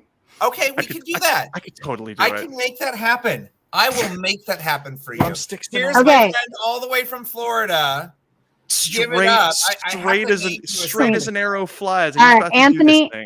Anthony, if I will definitely do that. I'll try to make that happen. If you come to one of my shows, okay. You get one of your Wednesdays off and come to mine. Done. This month is kind of fucked because we have a fundraiser spaghetti dinner on the 22nd. But first week of April, I can make that happen. Okay. All right. Now we just need to come up with a very clever name for you, Forrest. It's a question of, do you want a boy name or a girl name? Who? Why don't you just intro me as I am? Because it's a whole plethora of drag queens, and then here comes this straight guy doing this very, very gay number, and it's very funny. So are you gonna be Aaron? I mean, that's not outside the realm of possibility. So. If you were going to be a queen, I'd call you polyamorous. And if you were going to be a king, I'd call you ostentatious. I love it. I love both of these. This is wow. Well, I think we have to hear from Mrs. Force here. Oh this God, question, no. don't we? It's her turn. Yeah. No. No. Okay. When are we finally happy? With ourselves. And what am I? I'm never. There's a secret. I'm never happy. Most humans aren't. It's kind Yeah. of like our downfall. I'm never happy with Your myself. secret cat. But when I do something productive and I feel like I've put something out in the world, for a short time, I feel normal. I don't feel, if I don't do something musical or I'm not practicing or I'm not doing something that's like creative outlet, I'm not writing, I don't feel normal. I feel very depressed. I get into a very emotionally depressed place. So that kind of keeps me sane to do this. But yeah, so in a way, I'm never satisfied. I'm never satisfied with any of my vocal takes. I'm never satisfied with anything I do, at least until the finished product. And then even then, I'm not really satisfied with it. So it's really hard to get that sense of satisfaction because I have this constant voice in my head that says I'm not doing enough and that I'm lazy and that I don't like, and I know I have to take those times out for that, but I don't feel like I get out enough and get stuff done enough. Like, so it constantly pushes me to keep going, and I get frustrated because, especially when I work with other people, because I'm like, okay, I'm trying to get this ball rolling, and people aren't picking up the ball and moving with it, and it's like, God damn it, because now I can't get it done, and it's hard. So like I'm really good at starting a lot of projects for that reason because I do have that. And then when, especially when I'm doing it in the group, and then they don't also put that effort in, I get very demoralized, which is really interesting. I have a question for you, Aubrey. Yes. Were you the kid that in school you'd get put into group projects and then you'd end up doing all of it yourself because they didn't help? Mm-hmm. Yeah, same. Yep. Yeah. Same. And if it was It got very frustrating. The project that like required art, that's when every kid in class that's been a dick to me would be like, "Oh, hey Anthony, you want to be my partner on this? Yeah, yeah, okay, cool." No, it was even worse. It was even worse. No one wanted to partner with me too, either. That was the big thing. Like it didn't even matter. I was the weird kid. I was constantly bullied.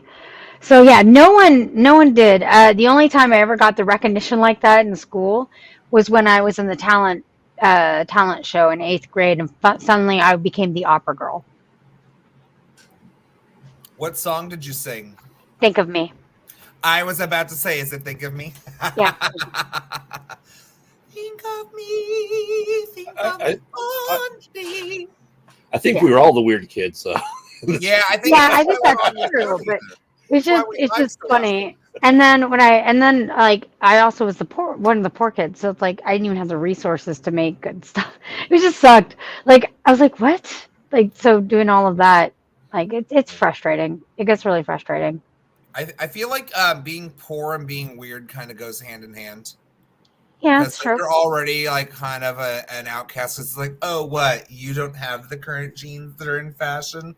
No, like we don't have the Tommy Hilfiger shirt and the $70 Janko jeans and the $100 freaking Airwalk shoes. Sorry. I felt bad because I had a friend back in high school that was like poorer than me. Like his shoes were so fucked up. This kid's poor shoes were like falling apart. He had giant holes in them. And I was like, dude, can I give you like one of my pairs? Because I feel bad for you. Aww. And like that to some extent, I think might have actually hurt his feelings more than it helps. But because then you feel like you're a charity. Yeah, it sucks. So I don't know. I was just like, dude, just take my sneakers. That can't be good for your arches. I was told at one point in time that if I stopped hanging out with the poorest kid, I'd be popular. And I go, I don't care. I don't care about that. For real. Yeah, it's really interesting. When I finished my album, I did get the sense of satisfaction, but then it immediately came to be like, what's next? Starting on the next project, starting on the next thing, and it's like, no, you did something that was a really big accomplishment for you. You need to like take that satisfaction, but I was like, I'm not satisfied with it. I'm not satisfied. There's a lot that can be done with it or done for it. Like, so it's like one of those things. It's like, when will it ever be enough? Never be. And that's partially because my biggest dream is to be remembered. I don't care about fame. I don't care about anything. I want to be remembered. I want to have something that, people look at 200 years from now and be like, this person did this. That is something to me that is more important. And so that drive, unfortunately, is very consuming. I think that speaks volumes to the human nature, though, in general, because doesn't everybody want that? I know I do. I know. I think we all want a legacy of something to know goes on after we are no longer here. That people can look back and say, wow, that thing's really cool, and so made it. And it is tricky. Like, I always think of myself as kind of like this Renaissance kid that was born in the wrong millennia. Because, like, if I would have been born back then, I would totally be one of those freaking art kids that, like, devoted their entire life and career to, like, sculpting 3 sculptures or something ridiculous like that. But at the same I'd be like Mozart. I'd probably kind of penniless on the streets. or I'd be a soldier. That'd be. There's also something to be said about starving artists. Like, art is such a subjective thing, and as creatives, we put a lot of passion and energy into something that we care a lot about. And the thing is that there's no way of forcing other people to care about it like you do. You just hope that it resonates with them the way it does. I agree. To me, art is about something that you're revealing something of yourself to them. Yeah. It's a bearing of the soul. And if you're not doing it for that reason, why? Why are you doing it if not for that reason? You are revealing yourself. That we see it so often that people do it for money, and it's so very clearly for money. Like, some of the movies that come out in the last, like, 5-10 years, it's just like, it's clearly a cash grab and nothing more. There's no soul to it. There's no substance. Like, every fucking remake I've seen in the last 10 years, I just look at and go, wow, that was terrible. Why was it necessary? And wait, you spent $150 million making this? I want to ask a question. I want to ask a question here for everybody. We can go in a little circle and see what you think. Yes. Because everybody except for Graveyard, when asked, when the question came up of, like, don't we all want to leave something or leave, like, some part of being immortal, right? Leave some art behind. Everybody unanimously, objectively, or said it out loud. Graveyard did not necessarily. But I wanted to ask you, now with the new technology they have with the AI, which is only going to get better, with the AIs that are able now to write scripts, and they were talking about, the endless Seinfeld episode and all these other things, and it's only going to get better and better with the visual AI. They were talking about, we could be in a place in the next 20 or 30 years when you go to, like, somebody's headstone, you can almost actually interact with them because, like, all of your, everything you ever wrote on Facebook or all the, social messaging you did gets compiled, and this AI can actually almost duplicate who you were so that a person could go to your headstone and almost interact with you. What do you guys think? That depends on how honest you were with your posting.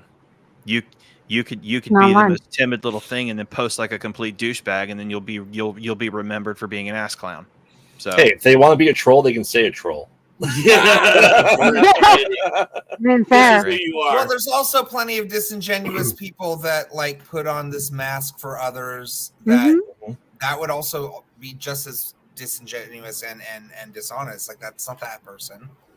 That's not who they are. Yeah, that's the face that they put onto other people. But that does also sound like a fun episode of Black Mirror. I'm not gonna lie. Like, going to the gravestone and, like, texting responses and shit. Like, I could see that being in the next season. Speaking of which, Mr. Forrest. Yes, ma'am. When is the script for the dang Zelda thing gonna happen? When are you getting that? Because we need to get on that shit. I know, honey. I know. I'll work on it. It's just, better. He's a busy man who needs rest. Come on. It's a 16-minute episode, and Zelda does not have that many lines, so I'll go ahead and just knock that out here pretty soon. Okay, I mean it's fine. I have to do a treatment for my script, so. Well, let me. Burnout is the thing. I have been feeling burned out, so it's weird. It's a weird. I've not felt productive at all in like the last 2 months. It's been very strange. It took everything for me to get that last episode of Two Queens out, and I'm glad I did. I was very happy with it. The Parasite. Though to be fair, I have been practicing the shit out of the Good Night. So I think that's what it's called. I think it's called Good Night. Sorry. So there will be that. Graveyard had something that he was going to say. Sorry, Graveyard. I'll say with Van's question as well. I just want to ask, you guys are more artistically inclined than I am. Do you ever feel that because the artistry and it's your passion, it's a hobby, therefore it'll never be complete and you'll never be fully satisfied with that? Here's the one thing I will say. I'm sorry, I'm jumping on everybody else. I will say that when I am the one place that I'm actually truly happy. I mean, not the one place, but the place that I've always been the happiest is performing. When I'm performing, I am the happiest. When I'm giving something to people through my voice, I am truly very happy. I'm also the hardest person on myself, but that's the one place that I truly feel at home and I feel happy, like in those moments. So, anyways, go ahead, Pampy. So I'm much like you, Aubrey, where that I will start 5,000 projects and maybe finish 3. Mm-hmm. And same thing too, where performing is definitely one of those things that really enriches my soul. I think that the fact I haven't had a show in probably about a year and a half outside of my drag thing is really starting to detract on me because I don't have that group team effort of like-minded people that want to do something and tell a story. And that's one of the things I love about my director. Like her whole mantra is, we are here to tell a story. And as a result of that, like I think the thing that would probably make me happiest is to actually write a book series of some sort or publish a book, because I would love to be able to get one of my stories out of my head and onto paper, and it would make me nothing more than thrilled or happy that other people would resonate and actually like it. And I have to keep telling myself, if Stephanie Myers can do it with Twilight and that god-awful fucking series, I can do it too. Because I read those books. They're shit. Dude, I need to finish the 5 stories that I'm working on. So they're boring. I had so many things that get published. I go, how dare they? What? How? Why? I had a young gentleman when I was doing spoken word poetry who bought one of my chapbooks, and then he ended up going into the Navy, and then he came back after he had completed his time in the Navy. He came back to Fairfield, and he had told me that when he went off to boot camp, he wasn't allowed to bring, any personal possessions. But because my chapbook was so small, he was able to like sneak that into his suitcase. And he told me my book was what helped keep him sane going through boot camp. So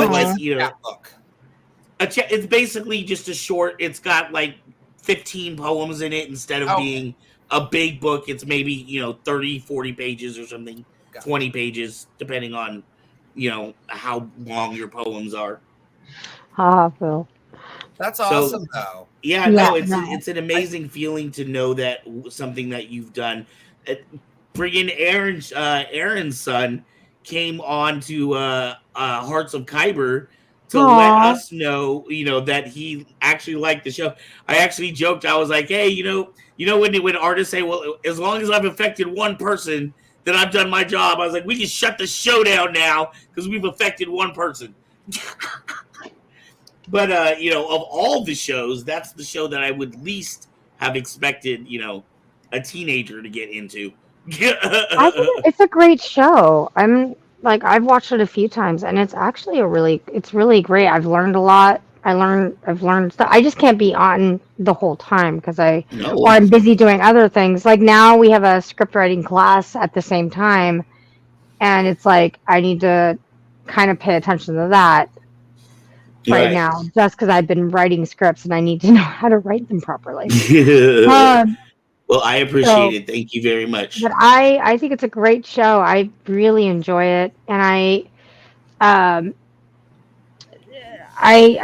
will say that it's one thing I'll be happy once we get like the new order off the ground, because then I'll feel like I've accomplished something that I've been trying to get that finished and published, and that's like a big thing. And the 5 stories I'm like working on are all have to do with the new order, so it's like it's really kind of lulled though. So I'm just trying to get it done, and it will get done. All right, y'all. I think we are coming near the end of the night. This has been a really a fun. I knew it, Jammers. Very deep, very deep. All right, let's go ahead and do our roundabout. We'll just start where we're at. Hi. Boom, boom, boom. Well, everyone, it's been lovely to see you all. It's been fascinating to watch my cheeks just be rosy as shit the entire time. I think I'm starting to understand a lot of my other character designs because I have a character that has this very specific feature, but it's fine. It's fine. ADHD what? My name is Anthony Allen, a.k.a. Rubik's Q Arcana, a.k.a. Sidorian, because that's also a name of one of my characters. And AKA it's been Levitz. lovely. AKA Levitz. Huh? AKA Levitz. Yes, very much so. I do have our show coming up on next Wednesday. It's a March Madness theme. So we're doing all sorts of crazy shit. I'm going to somehow twist into basketball just because that's also a thing. And then outside of that, the following week will be a Broadway week on the 15th.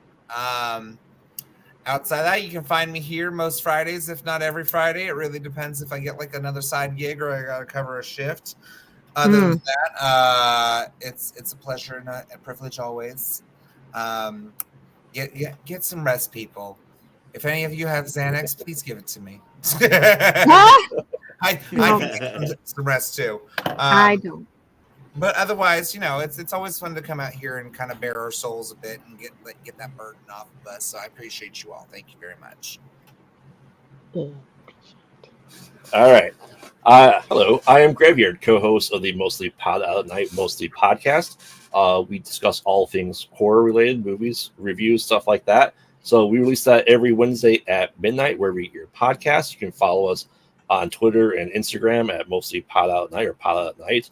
Check out our merch, where we are running a sale if you use KyberCon 3 code to help out with John's wheelchair part that he needs. So make sure to put that code in. You get a discount and lets me know that you came from Kyber Cave to support John as well and support the podcast on top of that.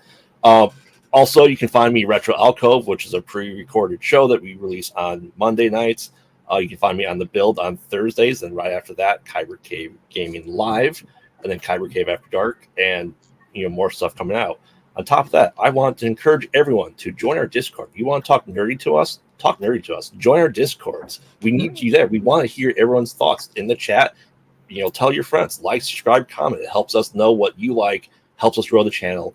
On top of that, also join our Patreon for a little $1 a month. You can enter exclusive merch, swag. You win contests. We're going to do more Patreon themed things with polls and stuff like that, just to help you guys feel more part of our community, our cavers, our dwellers, our splunkers. I love it, and thank you for mentioning John's. I'm going to talk more about John's thing too on my time. All right, next. That was me. Oh, yes. I do music. I do stuff. I know. Words. Please go to Spotify. Check out BYL. It's great, and you can also check me out on my own Spotify page. Unexpected Journey by Aubrey McCoy. That's how you can find it. It's really easy. You can also come, if you're ever in Rio Vista, you can also come on a Wednesday. You can come to one of my karaoke shows. You can sing, or you can request me to sing something, because I will, even if it's a train wreck. At least we'll experience that together. Figure out a song to do together, Aubrey. Well, we could do that. That'd be great. Oh, okay. What I do. Think of yeah, it's a lot of fun. I have a really vast repertoire, so it's really nice that people like, can you do this? I'm like, I will see. Shall we do Phantom? We could do Phantom. That's the point of no return. The final threshold. It's a great song. I love it. Anyway, so yes, that is me. Also, Dampy, we need to go through the caves. I know. I know. Yes, we do. We need to face that. Yeah, let me get back to that point. Yep. By the way, he's also AKA Dampy as well. Dampy. Graveyard. From the graveyard in Dampy. Legend of Zelda, Dampy. Yes. I am the one and only Fours FX.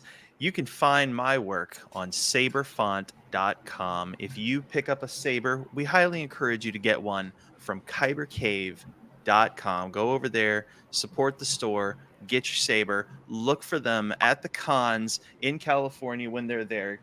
Support that cause. Go to Saberfont, get a font from me, enjoy it. Sounds great. Put it on your saber. It's freaking awesome. I am a full-time host on Distance Nerding on Tuesdays and Thursdays, just like I'm a full-time host here on Kyber Cave on Friday nights. I am also the host of the Kyber Cave Gaming live Thursdays. You can sometimes find me on Retro Alcove. You can all times find me on Two Queens and a Fours, where we ask, are you fabulous enough to hang with us? Chances are, you're probably not. I'm just kidding. And then, Yes, you are. And then Mrs. Fours and I are wrapping up The Last of Us Part 1 here very soon, prepping to go into Last of Us 2, which is going to be unfreaking believable. She's going to love it. Yep. And in 6.5 weeks from now, Fours is invading California. So if you ever wondered, am I larger than life? You're about to find out. Good night, everybody. Oh, and one more announcement. We're not doing gaming live Thursday night. This Thursday night coming up after the build, the live gaming will be canceled because I am getting up stupid early to go to Philadelphia the next day. So okay. We're going to take a 1 week break, but we do want you to tune in Wednesday morning when Mezzo and this lovely lady 2 screens above me is going to play something. Oh yeah, we have to. We're not doing it this Wednesday though. We talked about it together. So she no may do it this week at all. She may do it, but me? No, she will probably do it. I just can't do it because I have a gig. Wednesday morning. So there you go. So I'm doing acting stuff. I'm doing acting stuff Sunday too. So hells yeah. Yay. Okay, and as for me, I am wearing my distance nerding hat right now. We want to thank everybody that tuned in tonight. We always appreciate you hanging out with us on a Friday night. I want to let you know right now, Kyber Cave is having a sale. Everything is 20% off. But more importantly than that, the reason we're having a sale is we are doing a fundraiser. There is a GoFundMe, and I don't know, Mez, can you put that? I don't know if you can put that on the screen. To get to the GoFundMe.